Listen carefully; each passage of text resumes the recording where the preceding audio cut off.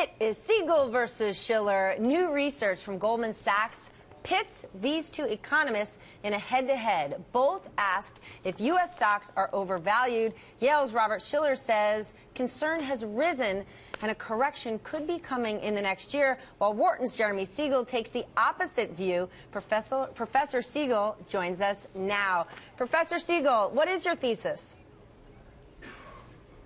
Well, my thesis is basically that although, yes, I agree that the current valuation of the market, measured by the standard price-earnings ratio, is a little bit higher than the historical average.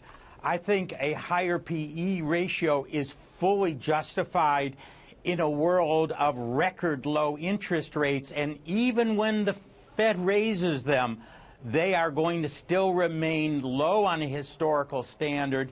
And in my estimation and my colleagues at Wharton, a lower discount rate means a higher average valuation for the stock market. So I certainly do not believe that it is overvalued at current levels. Professor Siegel, that's a key point. Where do you think Fed funds are going to peak once the Federal Reserve is at the apex of the tightening cycle?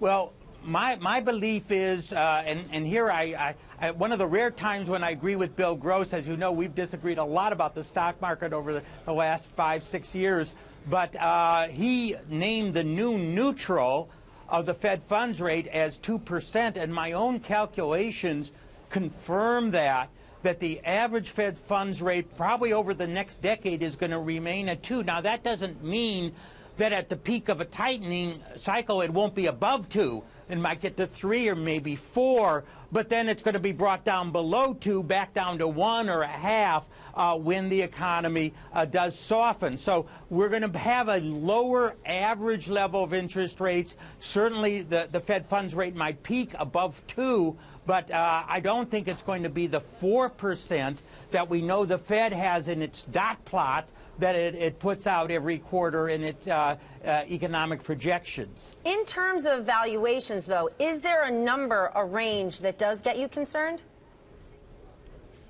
Well, my feeling is that if we get well beyond 20, 22, 23, we're definitely now at a rich valuation.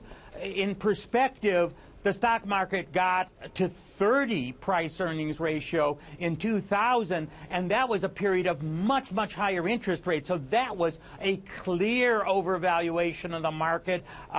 Even I was bearish in 2000. Those levels were not justified. But I can certainly see 18 to 20 as the new normal valuation in the market rather than 15, 16, which has been the valuation during most of the post-war period.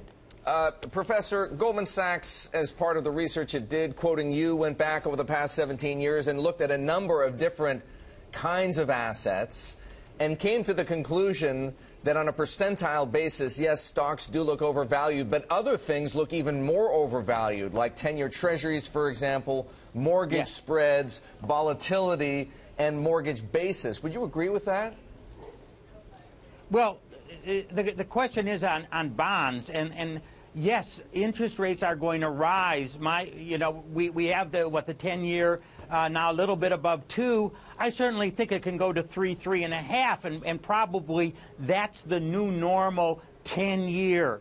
And that corresponds, by the way, to about 1.5 points above the Fed funds, and that's pretty much been a historical term spread there. So yes, bonds are much more expensive than stocks, but my feeling is, my calculations say that if the 10-year gets to 3.5, and that will impose some losses, certainly, on the bondholders, stocks at that level should be valued 18 to 20 at a 3.5% 10-year Treasury rate. So, yes, I would say bonds are more overvalued than stocks. I don't think stocks are overvalued. I think stocks are fairly valued given the new reality that of lower growth and slower inflation that I think the U.S. economy is going to experience the next 10 years. Professor Siegel, thank you so much for joining us.